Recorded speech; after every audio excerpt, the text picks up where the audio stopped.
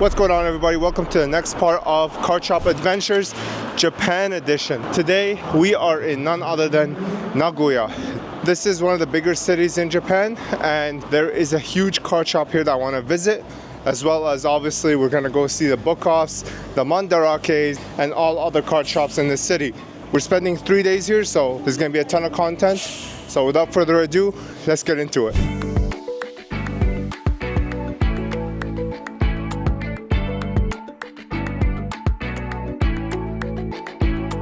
I think I found the collector haven in Nagoya. This is none other than Top Card 1.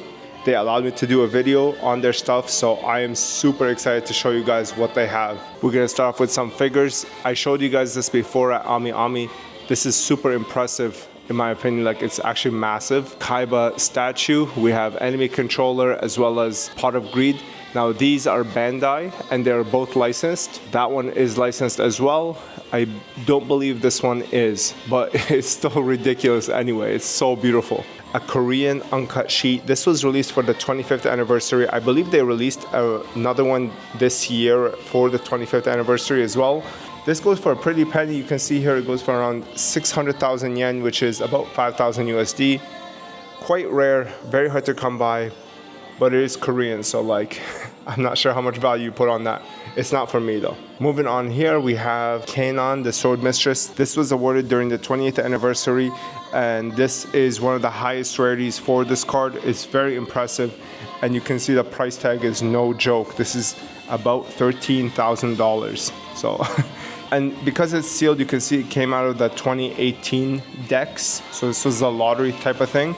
And I mean, yeah, it's cool. It's definitely more OCG history than it is TCG history, but it's still awesome nonetheless. This is the, I think this was like last year it was released. It's a Yu-Gi-Oh! Bear Bricks thing, and I don't know what this is, man. I don't know why these go for so much, but they're like 300 bucks. Next we have the gold Blue Eyes White Dragon for the 20th anniversary. This was also limited to 500 pieces, and this one goes for 2.1 million yen, which is quite a hefty price. This did recently sell on Golden for about $8,000, so it's quite a bit less than this, but that one was removed from this and it was sent to PSA. No idea why. Next, we move on to the most impressive piece here, and I am so surprised to see this here. It's just, I'm kind of blown away. This is the set A, which was awarded, I believe, in 1999. Well, it has to be 1999 because of the Series 1 layout. This is one of the few prize cards that came out during that year, and this goes for, you guessed it, $70,000. Now, these cards can be had individually for about $10,000 to $15,000, but the fact that they're all together here with the original case, and you can see like it's blacked out, but usually you would see the number there of out of 50. So yeah, it is limited to 50. I don't know if I mentioned that, but there's 50 copies of each of these cards, and there has not been any leaks that we know of.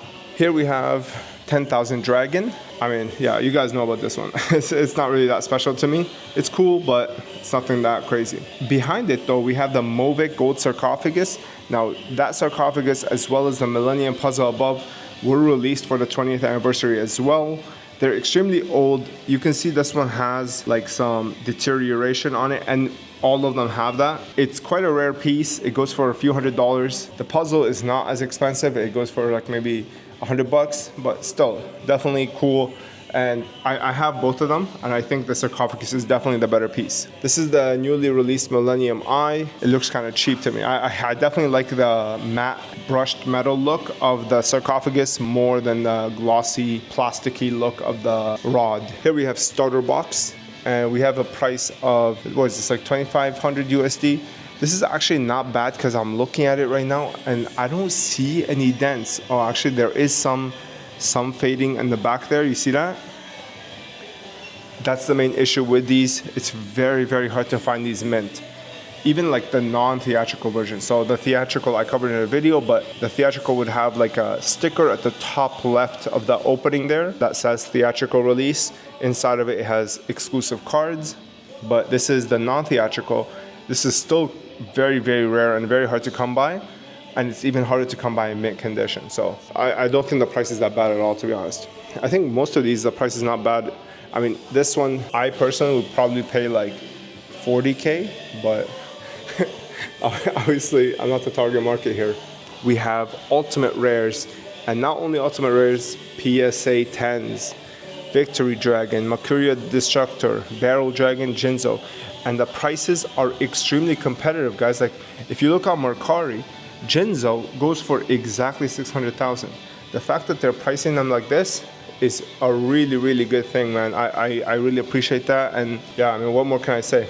The DMOC you can find for about 50,000 yen as well on Mercari. Necrofear is arguably one of the harder ones to acquire, but still very impressive. We have Summoned Skull, Ultimate Rare. This price is very, very tempting. The Gaias are a little bit more expensive, and I'm not sure why. A lot of these cards like go for a lot more than the other Ultimate Rares. I don't understand it, but it's still beautiful.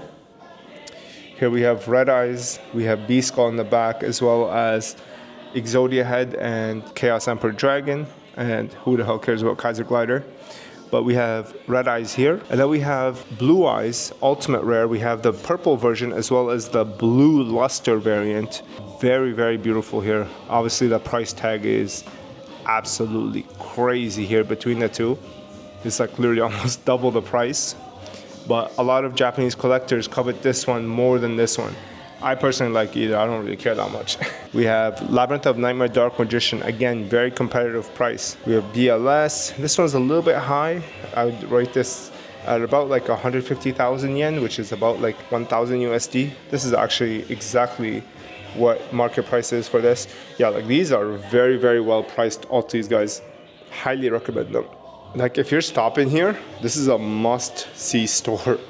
I can't believe it. Like, look at this. This is beautiful. We move down here. We have Asian English, Ultimate Rares. We have a DDS Dark Magician in the back there, Sengenjin in the back as well. But these Asian English ultis look very, very impressive. And the price is actually pretty good. I might actually ask him to show me that Phantasmal Martyrs. We move on here. We have some raw cards. So because they have PSAs, you can probably guess that most of these have wear. They're not gonna grade, but you know, it is what it is. I mean, most of you guys are binder collectors anyway from my videos, so these will do really well. And the prices are really good. Like, I took a look at this Summoned Skull. This is like pretty much a gem mint. Like, you're gonna send this in, you're gonna get the 10, and you're gonna save maybe like 50 bucks. I personally would rather just buy the 10, but yeah.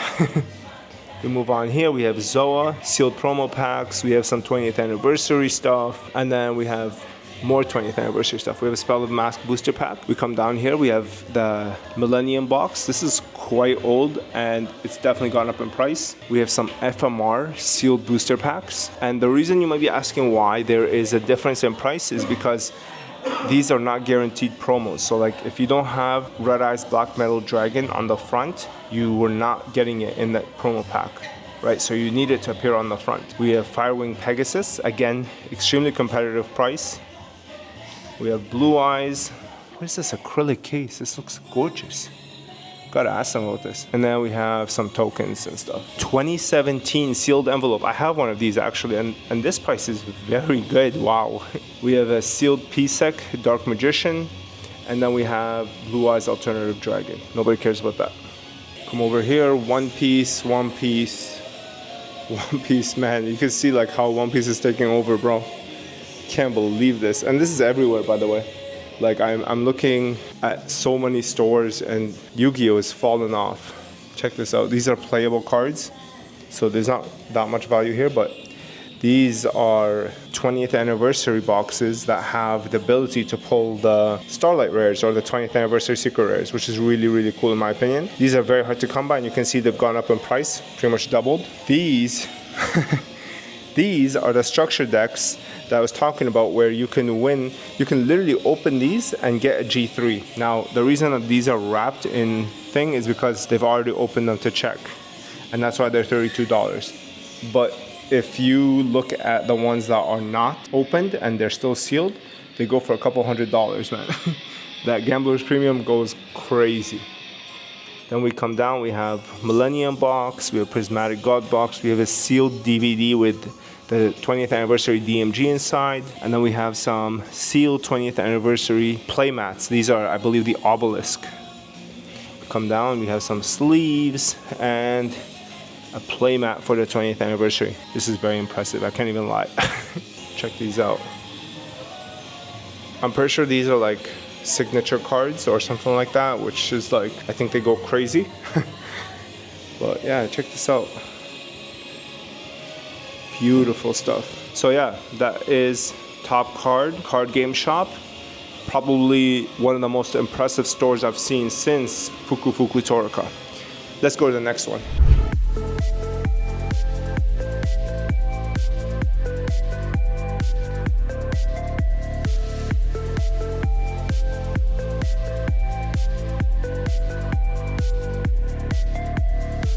Alright guys, so we are at Wonderliz. This is the next store in Nagoya, and these guys, let me just show you.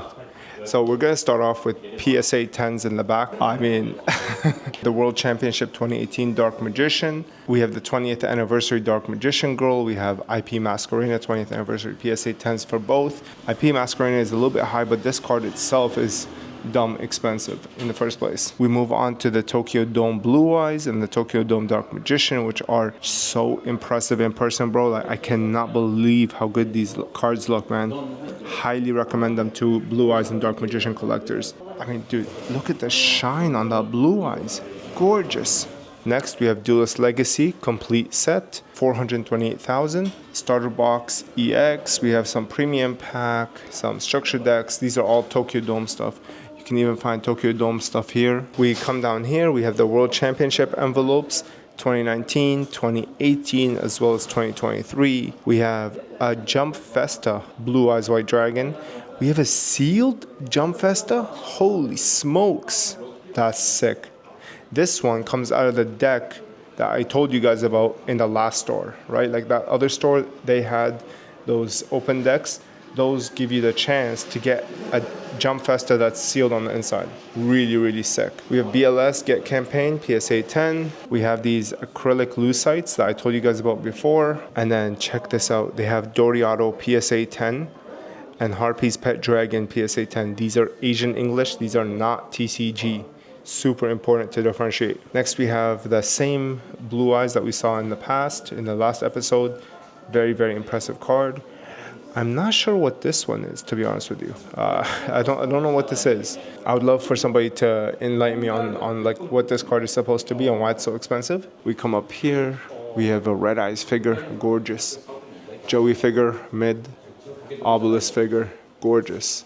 And then these other two are just, they're very, I mean, that raw is super, super nice. It has a glossy finish compared to the other two, which are more matte. Here we have some booster packs. We come up, we have some ultis. Wow. Just super impressive. This is the tablet that I told you guys about. I did an unboxing on this. You can find this on my website as well. It's called Fanatic Yu-Gi-Oh! Tablet. We have some Exodia pieces from Series 1. These are not reprints.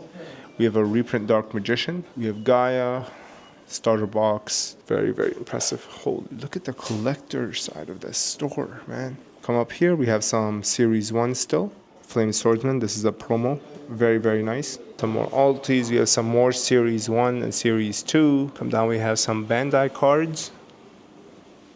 We have some PSA 10s.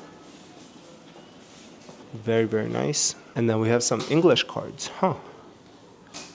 Look at that. Who would have thought? Blue Eyes Ultimate Dragon, the same figure. Kaiba, Yusei. Yusei is by far the most impressive one and the one that has the best likeness. Then again, the Stardust. We have this Dark Magician Girl, and then I don't know what they're doing with the green face, bro.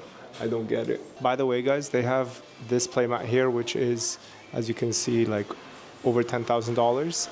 And that's because this is arguably the rarest and most expensive playmat that ever existed. It's absolutely loved by collectors. A really, really rare playmat. When you see this, that's how you know the person is legit. We come down here, check out this Blue Eyes from Overrush. Very, very impressive. Man, this card is so nice. This is where we get into One Piece, and again, Check out One Piece presents, man. As much as Yu-Gi-Oh in the store. As much as Yu-Gi-Oh in every store. Pretty much the rest of the store is Pokemon. So we're not gonna go too heavy, but they were very kind. And when I showed them my G3, they were like, Sugoi, which is like, it means amazing. They were super impressed by it. So it's really nice to see that there are people who appreciate vintage cards still here in Japan. It's not just about the money. Like they said, like we can't even make an offer because it's too expensive, but they were very impressed. So yeah, that is Wonderliz. Highly, highly recommend this store. Incredible selection, and the prices are pretty fantastic in my opinion. Very competitive, just like the store we just went to. So yeah, Nagoya is 2 out of 2 for now. Let's go to the next shop.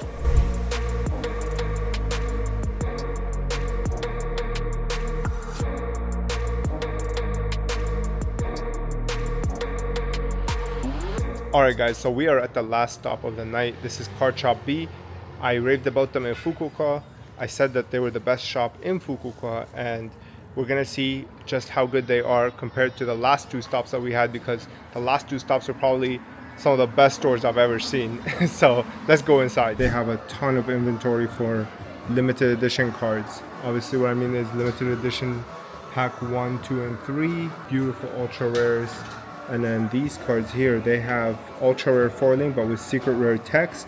That's a feature that was only for a few cards in series 1. No other cards really have that. Zodia pieces, Gate Guardian pieces. We have some premium packs. Come down here, more premium pack ultras. I mean, this is pretty good selection for vintage, man. So nice. We move on to the ultimate rares. We have a Gaia the Fierce Knight. The price is pretty decent, but I can see some white marks on the front, so obviously it's LP condition. We have some more altis here. These are GX, so like they're not really that valuable. Pretty good selection here, but I mean, I'm not sure who's really collecting Japanese altis when there is TCG as well as Asian English altis. But if you're on a budget, I understand. Here we have some Tokyo Dome. We move on, we have some English cards. We move down here, we have DM1, I covered those in a video, and then we have Bandai, which has a video coming soon. Check this out, they have signatures. Now, I don't know who this is, but it seems like it's important because this card is like solidified in a brick, even though it's probably a fake card, to be honest with you, looking at it right now with the hollow foil. Come down here, we have some P4 DMGs, some Series 2 cards, and then we have some limited edition booster packs, as well as some sealed promo packs. Come on this side, we have 25th anniversary stuff, 20th anniversary stuff. That price for that sleeve is actually pretty good. I might pick that up.